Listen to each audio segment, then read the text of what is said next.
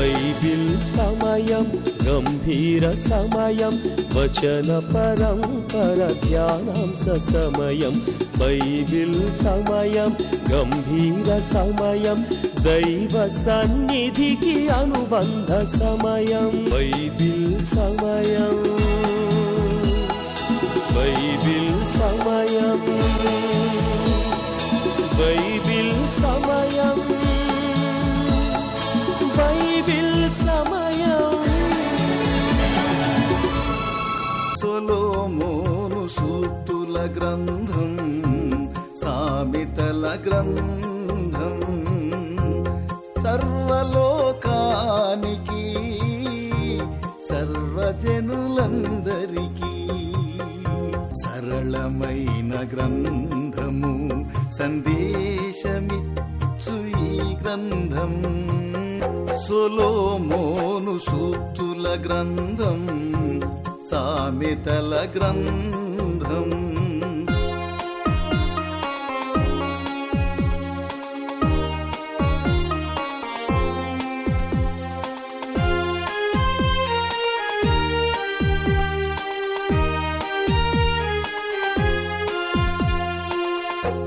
బాలురు యౌవనులు, కన్యకలు వృద్ధులు, రాజులు అధిపతులు, భక్తులు సేవకులు అనుసరించదగినట్టి ఆదర్శ గ్రంథమిది.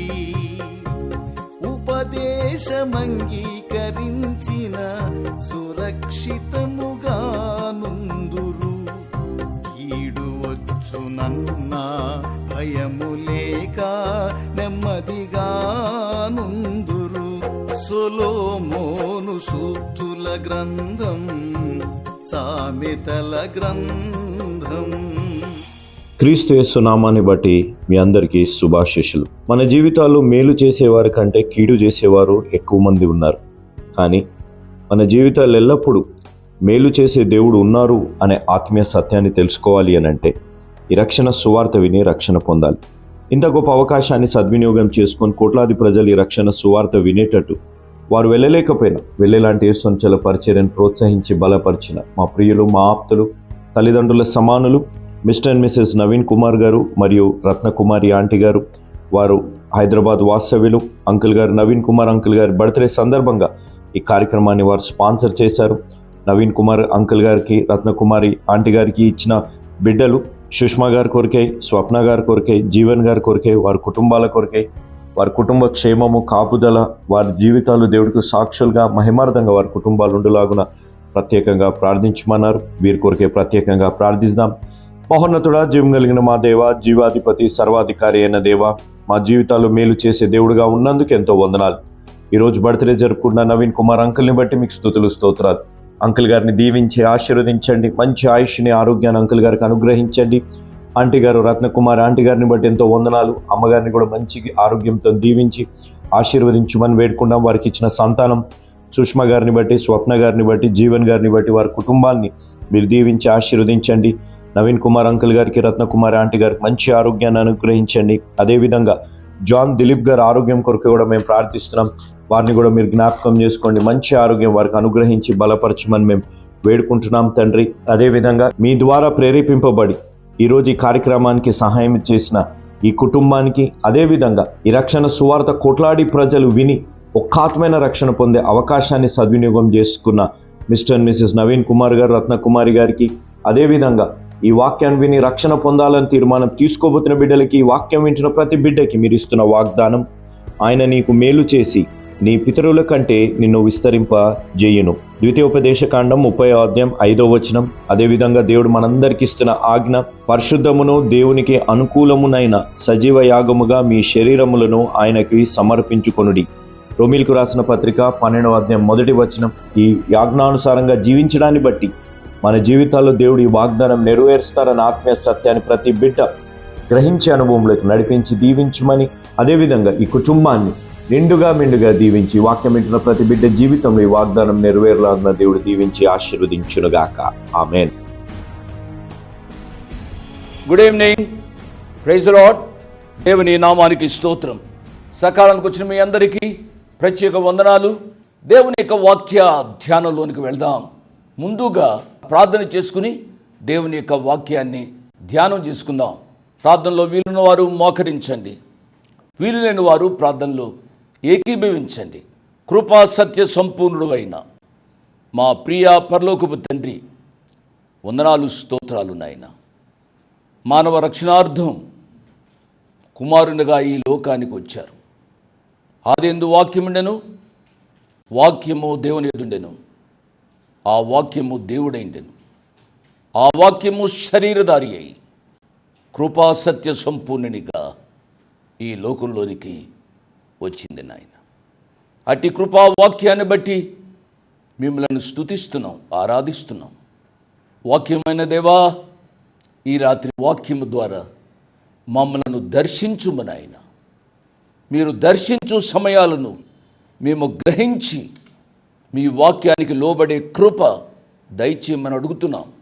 మీ వాక్యానికి లోబడి ఎంతమంది రక్షణానుభవంలోనికి వచ్చారు వారందరిని బట్టి మీకు స్తుతులు, స్తోత్రాలు.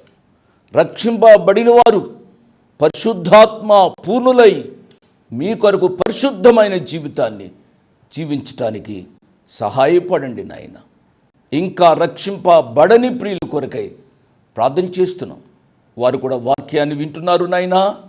సాతానుడు ఆ వాక్యాన్ని దొంగిలించకుండానట్లు ఆ వాక్యం చేత హెచ్చరింపబడిన వారై వారు కూడా రక్షణానుభవంలోనికి రావడానికి సహాయపడండి నాయన. ఈ రాత్రి మా యవ్వన బిడ్డలను మీ కృపాసనము దగ్గరకు తీసుకుని వస్తున్నాము నాయన. మా యవ్వన బిడ్డలను దీవించండి నాయన. కుటుంబాలను జ్ఞాపకం చేసుకుంటున్నాం ప్రభువా. ఆ కుటుంబాలలో శాంతి సమాధానాలు దయచేయండి ప్రభువా. పేదవారైన బిడ్డలను మేము జ్ఞాపకం చేసుకుంటున్నాం ప్రభువా. విధవరాండ్రను జ్ఞాపకం చేసుకుంటున్నాం. భార్యను పోగొట్టుకున్న వారిని జ్ఞాపకం చేసుకుంటున్నాం ప్రభువా. మా రాష్ట్రాన్ని జ్ఞాపకం చేసుకుంటున్నాం నాయన. మా రాష్ట్రంలో శాంతి సమాధానాలు దయచేయండి ప్రభు. కృప చూపించండి, మహిం పొందండి. మీ కుమారుడు మా రక్షకుడు యేసు ప్రభు వారి యొక్క అతి పరిశుద్ధ నామమున స్తోత్రం చెల్లించి వేడుకుంటున్నాము తండ్రి. ఆమెన్. ఆమెన్ అన్న ప్రియులకు నా హృదయపూర్వక ధన్యవాదాలు. శాంతి సమాధానాలతో మన రాష్ట్రం విరాజిల్లాలని ప్రార్థించాలని ప్రత్యేకముగా మనవి చేస్తున్నాను. ఇటువంటి పరిస్థితుల్లో యవ్వనస్తులు చాలా జాగ్రత్తగా ఉండాలి. వారి యొక్క యవ్వన జీవితాన్ని ఏ రీతిగా కూడా పాడు చేసుకోవడానికి వీలు లేదు అనే విషయాన్ని నేను జ్ఞాపకం చేస్తున్నాను. మీరు బాగా చదువుకోవాలి. చదువుకున్నవారు మంచిగా ప్రార్థిస్తూ ఉద్యోగ ప్రయత్నాలు చేయాలి. ఉద్యోగం ఉన్నవారు కుటుంబ భారాన్ని వహించి తల్లిదండ్రులను ప్రేమించి మీకు అనుగ్రహించిన కుటుంబాన్ని చక్కగా నడిపించుకోవాలని నేను మనవి చేస్తున్నాను. ఎందుచేతనగా ఈ దినాల్లో సాతానుడు అనేక రీతులుగా విజృంభిస్తున్నాడు. మానవులను, కుటుంబాలను పాడు చేస్తున్నాడు. అతని పని అదే అన్న రీతిగా అతడు తన యొక్క కార్యాలను ఎంత తీవ్రతరం చేయాలో అంత తీవ్రతరం చేస్తున్నాడు. తద్వారా కుటుంబాలలో శాంతి సమాధానం లేవు, సంఘాలలో శాంతి సమాధానాలు లేవు, సమాజంలో శాంతి సమాధానాలు లేవు. ఈ సత్యాన్ని మీరు గ్రహించాలని నేను మనవి చేస్తున్నాను. సామెతల గ్రంథం 30వ అధ్యాయాన్ని మీ ముందు ఉంచుకున్నారు కదూ. 12వ వచనాన్ని నేను చదువుతున్నాను. తమ దృష్టికి తాము శుద్ధులై తమ మాలిన్యము నుండి కడుగబడని వారి తరము కలదు. కొన్ని తరాలను గూర్చి ఈ ఆగురు రాస్తున్నాడు. తమకు తామే శుద్ధులైనట్లుగా కొంతమంది జీవిస్తారు. ఇటువంటి వారి యొక్క జీవితాలలో మతాసక్తి ఉంటుంది. వారు క్రైస్తవ కుటుంబాలలో పుట్టవచ్చు. క్రైస్తవ భక్తి వారికి అలవాటు కావచ్చు. క్రైస్తవులలో పుట్టాము అనే గర్వము వారి జీవితాలలో మంచిది కాదు అనే విషయాన్ని నేను జ్ఞాపకం చేస్తున్నాను. పుట్టుక క్రైస్తవులైతే ఏమి ప్రయోజనం? నువ్వేదో తల్లిదండ్రులకు నువ్వు పుట్టాలి కాబట్టి నీవు నేను పుట్టాం. మన పుట్టుక మన భవిష్యత్తును నిర్ణయింపజాలదు. ఈ సత్యాన్ని మనము అర్థం చేసుకోవాలి. ఈనాడు కుల వ్యవస్థ, మత వ్యవస్థ ఆయా రీతులుగా మానవులను విభాగిస్తూ ఉన్నాం. అంతేగాని మానవుడు మానవుడే అనే సత్యాన్ని మర్చిపోకూడదు అనే విషయాన్ని నేను జ్ఞాపకం చేస్తున్నాను. కొంతమంది ఆస్తిమంతుల కుటుంబాలలో పుడతారు. ఆస్తిపరుల యొక్క కుటుంబాలలో పుట్టినవారు ఇక మాకు దేవుడే అక్కర్లేదు అన్నట్టుగా వారు జీవిస్తూ ఉంటారు. నా ప్రియులరా, దేవుడు లేకుండా ఏ వ్యక్తి జీవించలేడు. మానవుని యొక్క ఉనికి దేవుని మీద ఆధారపడి ఉంది. కాబట్టి మానవుడు ఇతరులకు ప్రయోజనకరంగా జీవించాలి, తనకు తాను ప్రయోజనకరంగా జీవించాలి. ఇటువంటి మానవుడు ఆది పురుషుడు స్త్రీ పాపం చేయడం ద్వారా పాపములోనికి ప్రవేశించాడు. పాపములోనికి ప్రవేశించింది స్త్రీ. అందరూ పాపము చేసి దేవుడు అనుగ్రహించు మహిమను పొందలేకపోవచ్చున్నారు. ఈ పాప మాలిన్యము నుంచి శుద్ధీకరించడానికి యేసు ప్రభు వారు ఈ లోకానికి వచ్చారు. ఈ సత్యాన్ని గ్రహించాలని ప్రభు పేరిట నేను మనవి చేస్తున్నాను. నేను పదే పదే చెబుతున్నాను, నేను క్రైస్తవ మతాన్ని బోధించడం లేదు, పరలోక మార్గాన్ని నేను బోధిస్తున్నాను. పరలోక మార్గము మానవుడు అన్వేషిస్తున్నాడు. అన్వేషిగా జీవిస్తున్న ఈ మానవుడు ఆ మోక్షానికి వెళ్ళాలి అనగా ఆ మోక్ష ప్రదాత అయిన యేసు ప్రభు వారిని అంగీకరించాలి. ఇది నేను చెబితే వచ్చేది కాదు, మీరు విని అంగీకరించేది కూడా కాదు. ఈ క్రైస్తవ మతంలోనే కాదు, క్రైస్తవేతర మతాల్లో కూడా బాగా జ్ఞానం ఉన్నవారు ఉన్నారు. వారికి నేను చెప్పేది ఏమిటి అనగా, యెహోవా ఉత్తముడని రుచి చూచి తెలుసుకోవాలి. ఇది రుచి చూడవలసింది.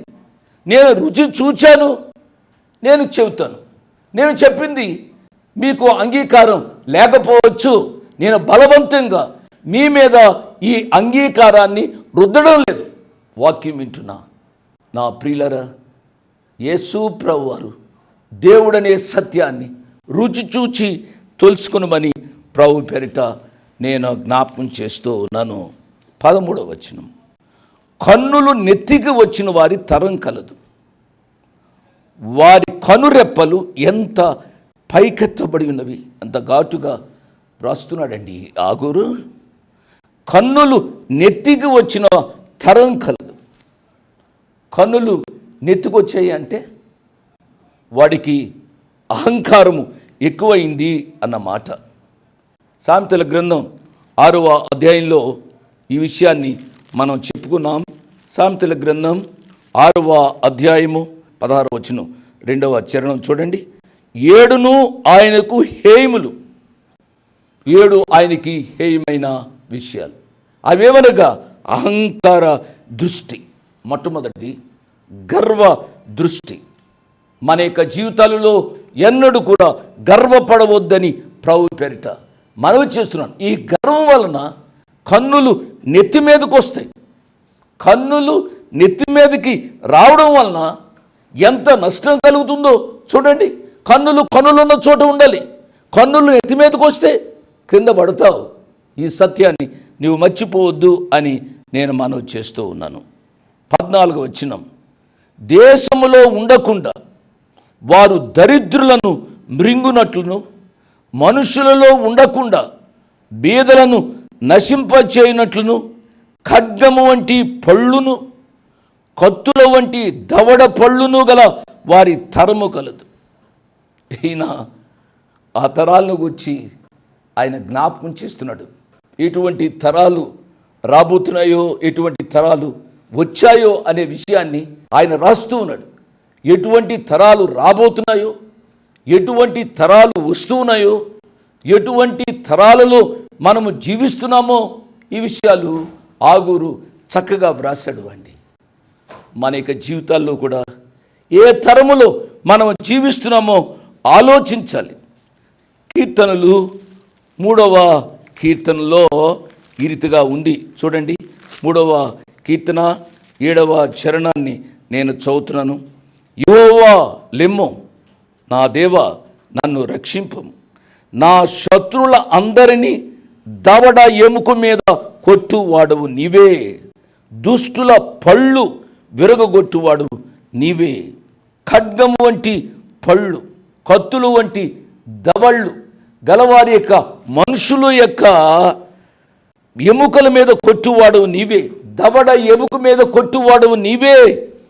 దుష్టుల పళ్ళు విరగొట్టువాడు నీవే. నా ప్రియులరా, ఎన్నడూ కూడా దేవునికి శత్రువుగా, దుష్టునిగా జీవించవద్దు అని ప్రభు పేరిట నేను మనవి చేస్తూ ఉన్నాను. అదే 14వ కీర్తన 4వ చరణాన్ని నేను చదువుతున్నాను. యెహోవాకు ప్రార్థన చేయక ఆహారము మిరింగునట్లు నా ప్రజలను మిరింగుచు పాపము చేయవారందరికీ తెలివి లేదా? పాపము చేయువారు బహుగా భయపడుదురు. ఇష్టానుసారంగా ప్రార్థన చేయకుండా జీవించే వారి యొక్క జీవితాలలో ఎంత నష్టం కలుగుతుందో కీర్తనాకారుడు చెప్తున్నాడు. ఇంకొక కీర్తన నేను చదువుతానండి. 57వ కీర్తన 4వ చరణం. నా ప్రాణము సింహముల మధ్య ఉన్నది, కోపేత్రేకుల మధ్యను నేను పండుకొనుచున్నాను. వారి దంతములు శూలములు, అవి అంబులు, వారి నాలుక వాడిగల కత్తి. అటువంటి ఖడ్గం వంటి పళ్ళు, కత్తులు వంటి దవల పళ్ళు వారి యొక్క జీవితాలలో ఉంటుంది. అటువంటి వారిని ఆయన నలగగొడతాడు. ఈ వాక్యం వింటున్న వారు జాగ్రత్తగా ఉండాలి అని ప్రభు పేరిట నేను జ్ఞాపకం చేస్తున్నాను. 15వ వచనం.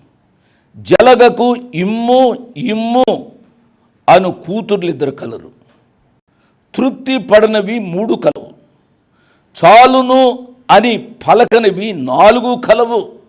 అవేవనగా 16వ వచనాన్ని కూడా చదువుతున్నాను. పాతాళము నెంబర్ 1, కనని గర్భము నెంబర్ 2, నీరు చాలును అనని భూమి నెంబర్ 3, చాలును అనని అగ్ని. జలగను మీరు చూచారా? జలగ ఎప్పుడు రక్తమును పీల్చుకొని త్రాగడమే దాని యొక్క అలవాటు. మానవుని యొక్క జీవితంలో కూడా ఇతరుల దగ్గర నుంచే పొందాలనే ఆశ జలగ వంటి ఆశ. ఈ జలగ వంటి ఆశ విశ్వాసులమైన మనకు ఉండకూడదు అనే సత్యాన్ని నేను జ్ఞాపకం చేస్తున్నాను. విశ్వాసులు ఇతరులకు పెట్టేవారిగా ఉండాలి. దేవుని యొక్క వాక్యం సెలవిస్తుంది, పుచ్చుకొనుట కంటే ఇచ్చుట ధన్యత. ఎందుచేత? మనం ఉచితముగా పొందితిమి కనుక ఉచితముగా ఇవ్వడం నేర్చుకున్న వాళ్ళని ప్రభు పేరిట నేను జ్ఞాపకం చేస్తున్నాను. యొర్దాను నదిని గూర్చి మనము ఆలోచిస్తే, యొర్దాను నది ప్రవహిస్తూ గలిలయ సముద్రంలోనికి వెళ్తుంది. ఇది చిన్న సముద్రం. ఈ సముద్రంలో వచ్చిన నీరు మృత సముద్రంలో పడుతుంది. ఈ మృత సముద్రంలోనికి వచ్చిన నీరు బయటికి పోదు. దాన్ని బట్టి ఇది మృత సముద్రం అంటారు. గలిలయ సముద్రం ఒక ప్రక్క నీరు తీసుకుంటే మరి ఒక ప్రక్క పంపిస్తుంది. అది గలిలయ సముద్రం. ఎందుకు అనంటే అది జీవం కలిగిన సముద్రం. కానీ ఇది మృత సముద్రం. ఈ మృత సముద్రం తీసుకుంటుందే కానీ బయటికి నీరు పంపించదు. జలగ కూడా అటువంటిది, మృత సముద్రం లాంటిది. ఎల్లప్పుడూ ఇమ్ము ఇమ్ము అంటుంది. ఇమ్ము ఇమ్ము అనేవారు 2 కూతుర్లు ఈ యొక్క జలగకు ఉన్నట్ట. మన యొక్క జీవితాల్లో ఇటువంటి కూతుర్లు కలిగి ఉండకూడదు. అదేవిధంగా మనం కూడా ఎల్లప్పుడూ ఇతరుల దగ్గర నుంచి పుచ్చుకునే వారంగా ఉండకూడదు. ఇతరుల దగ్గర నుంచి వాక్యాన్ని వింటున్నాము, మంచిది. విన్న వాక్యం వినేవారంగానే ఉంచక ఆ విన్న వాక్యాన్ని ఇతరులకు చెప్పేవారంగా ఉండేటట్లుగా మనం చూడాలి అని ప్రత్యేకంగా నేను మనవి చేస్తున్నాను. అదే సామెతల గ్రంథం 30వ అధ్యాయము 15వ వచనంలో తృప్తి పడనవి 3 కలవు, చాలును అని పలకనివి 4 కలవు. ఇదే అధ్యాయం 21 చూడండి, 21 భూమిని వణికించినవి 3 కలవు, అది మోయలేనివి 4 కలవు. 29వ వచనాన్ని చూడండి, డంబముగా నడుచినవి 3 కలవు. 30వ వచనం, టీవీతో నడుచినవి 4 కలవు. అవేవనగా ఎల్ల మృగములలో పరాక్రమం గలదై ఎవనికైనా భయపడి వెనుకకు తిరగని సింహము, సోణంగి కుక్క, మేకపోతు, తన సైన్యమునకు ముందు నడుచున్న రాజు. ఈ వచనాల దగ్గరికి వచ్చేటప్పటికి నేను వివరిస్తాను, మీరేమీ కంగారు పడవద్దు. 15-16 వచనాలు మరొకసారి చదువుతున్నాను. జలగకు ఇమ్ము ఇమ్ము అను కూతురులు 2 కలరు, తృప్తి పడనవి 3 కలవు, చాలును అని పలకనవి 4 కలవు. అవేవనగా పాతాళము నెంబర్ 1, కనని గర్భము నెంబర్ 2, నీరు చాలును అనని భూమి, 4 చాలును అనని అగ్ని. పాతాళము ఇది ఎంతమందినైనా మృంగుతుంది. యెషయా గ్రంథం 5వ అధ్యాయము 14వ వచనం, అందుచేతనే పాతాళము గొప్ప ఆశ పెట్టుకుని అపరిమితముగా తన నోరు తెరుచుచున్నది. వారిలో గనులను, సామాన్యులను, ఘోష చేయువారును, హర్షించువారును పడిపోదురు. కాబట్టి ఈ పాతాళము ఎంతమందినైనా అకామిడేట్ చేస్తుంది. ఈ పాతాళం గురించి చాలా జాగ్రత్తగా ఆలోచించాలని నేను మనవి చేస్తున్నాను. ఈ పాతాళానికి ఒక తర్జుమాలో గ్రేవ్ అని వ్రాసి ఉంది, అనగా సమాధి అని వ్రాసి ఉంది. ఈ సమాధి అనే ఈ మాట, ఈ కాన్సెప్ట్ ఏదేను తోటకు అవతల ఏబేలు మరణంతో ప్రారంభించింది అనే సత్యం మనందరికీ తెలుసు. ఆనాటి నుండి ఈనాటి వరకు సమాధి దొడ్డులోనికి మృతులు అనగా చచ్చిపోయిన వారు వెళుతూనే ఉన్నారు. ఈ సమాధి దొడ్డికి తృప్తి అనేది లేదు. చాలును అని పలకనివి 4, ఆ 4లో ఈ సమాధి లేక పాతాళం. రెండవది కనని గర్భం. ఈ దినాల్లో ఒకటి ముద్దు, రెండవది వద్దు. అంటే ఒక బిడ్డ చాలు, రెండవ బిడ్డ వద్దు అనే కాన్సెప్ట్ ఆఖరికి బస్సుల మీద కూడా రాస్తున్నారు. కానీ అసలు కనని స్త్రీ చాలును అని ఎన్నడూ చెప్పదు కదా. తల్లికి బిడ్డ మెడ చుట్టూ చేతులు వేసి ఆనందించాలి అనే అనుభూతి ప్రతి తల్లికి అవసరం. ఆ తల్లి యొక్క ఆనంద అనుభూతులు వేరు. కొంతమందికి బిడ్డలు ఉండరు. బిడ్డలు ఉండనంత మాత్రం చేత వారు ఏదో శపించబడిన వారు అనేది కాదు. దయచేసి అర్థం చేసుకోవాలి. కొంతమందికి శరీర తత్వాన్ని బట్టి బిడ్డలు ఉండకపోవచ్చు, కానీ వారు ఎంతోమంది ఆధ్యాత్మిక బిడ్డలను కంటారు. ప్రియులరా, ఆ బిడ్డలను బట్టి వారు ఎంత సంతోషిస్తారు. కాబట్టి నేను మనవి చేసేది, శారీరక బిడ్డలు ఉండాలి, ఆధ్యాత్మిక బిడ్డలు ఉండాలి. శారీరక బిడ్డలు లేనంత మాత్రం చేత ఏదో మేము శపించబడ్డాము అని దిగులు పడవద్దు అని నేను మనవి చేస్తున్నాను. 3, నీరు చాలు అనని భూమి. జలప్రళయం వచ్చినా అవన్నీ భూమిలో ఇంకిపోయేవి. భూమి ఎప్పుడూ కూడా చాలును అని అనదు. మనం చూస్తూనే ఉన్నాం. నోహో గారి కాలంలో వచ్చిన జలప్రళయాన్ని గురించి మనం చదువుతున్నప్పుడు ఇదే కాన్సెప్ట్ అక్కడ నెరవేరింది. 4వది చాలును అనని అగ్ని. అగ్ని ఎన్ని వస్తువులనైనా కాల్చివేస్తుంది. ఎన్ని వస్తువులుంటే అంత అగ్ని ఎక్కువగా పెరుగుతుంది కదూ. పల్లెటూరులో చిన్న తాటాకు కాలింది అని అంటే ఆ చుట్టుప్రక్కల ఉన్న తాటాకు ఇళ్ళన్నీ తగలబడిపోతాయి. మనం చూస్తూనే ఉన్నాం. అగ్ని కూడా ఎన్నడూ కూడా చాలును అనదు. పాతాళము, కనని గర్భము, నీరు చాలును అనని భూమి, చాలును అనని అగ్ని. 15వ వచనం చెప్పి నేను ముగిస్తాను. 17వ వచనాన్ని చదువుతున్నాను. తండ్రిని అపహసించి తల్లి మాట విననొల్లని వాని కన్ను లోయకాకులు పీకును, పక్షిరాజు పిల్లలు దానిని తినును. ప్రియులరా, ఎంత ఘాటుగా ఈ ఆగూరు గారు పలుకుతున్నాడు ఈ మాటలు. నా ప్రియ బిడలరా, తండ్రిని ఎన్నడూ అపహసించవద్దు. తల్లి మాట జవదాటవద్దు. తల్లిదండ్రులకు విధేయులై జీవించాలి. తల్లిదండ్రులకు అవిధేయులై జీవిస్తే లోయకాకులు మీ యొక్క కండ్లను పీక్కు తింటాయి. పక్షిరాజు పిల్లలు మీ కండ్లను శరీరాలను తింటాయి. చాలా జాగ్రత్తగా ఉండాలి. భయంకరమైన హెచ్చరిక ఈ హెచ్చరిక. బిడ్డలారా, ఈ హెచ్చరికలను మీరు పాటించాలి అని నేను మనవి చేస్తున్నాను. ఇది యవనస్తులకు ఇవ్వబడిన హెచ్చరికలు. ప్రియ యవన బిడ్డలారా, మీ తల్లిని తండ్రిని గౌరవించండి. మీ తల్లిని తండ్రిని సన్మానించండి. మీ తల్లిదండ్రులకు ఎంత సర్వీస్ చేయాలో అంతవరకు మీరు చేయండి. దేవుడు మిమ్మల్ని దీవిస్తారు. ఆ రీతిగా దేవుడు మిమ్మల్ని నిండారుగా దీవించునుగాక.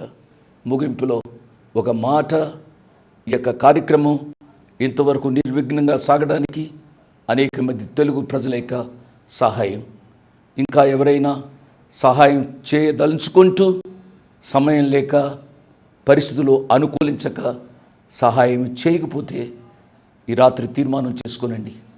రేపైనా మీ సహాయాన్ని పంపడానికి మీరు తీర్మానం చేసుకుని మనవి చేస్తూ ముగిస్తున్నాను. ప్రభువు నిండారుగా మిమ్మలను దీవించునుగాక.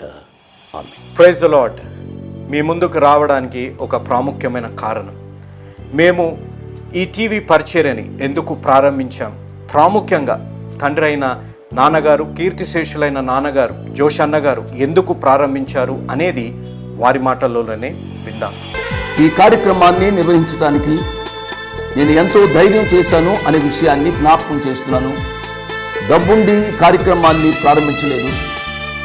నన్ను రక్షించి ఇంతవరకు పిలిచిన ప్రభు ఉన్నారు అని, తదుపరి విశ్వాసులైన మీరు ఉన్నారు అనే ధైర్యంతో ఈ కార్యక్రమాన్ని కొనసాగిస్తున్నాం.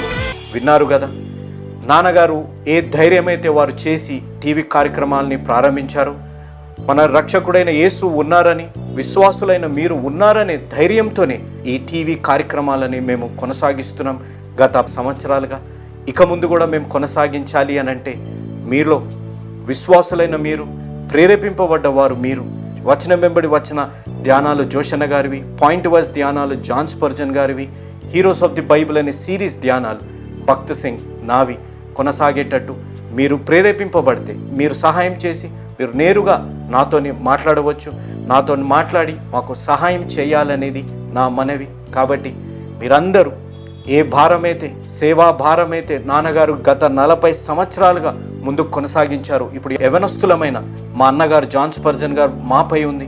కాబట్టి మీరు కూడా ఏ విధంగా నాన్నగారిని అయితే ప్రోత్సహించారు, నాన్నగారిని ఆదరించారు, మమ్మల్ని కూడా ఆ విధంగానే ప్రోత్సహించి ఆదరిస్తారని నమ్ముచు సెలవు తీసుకుంటున్నాను. దేవుడు మిమ్మల్ని దీవించి ఆశీర్వదించునుగాక. ఆమేన్.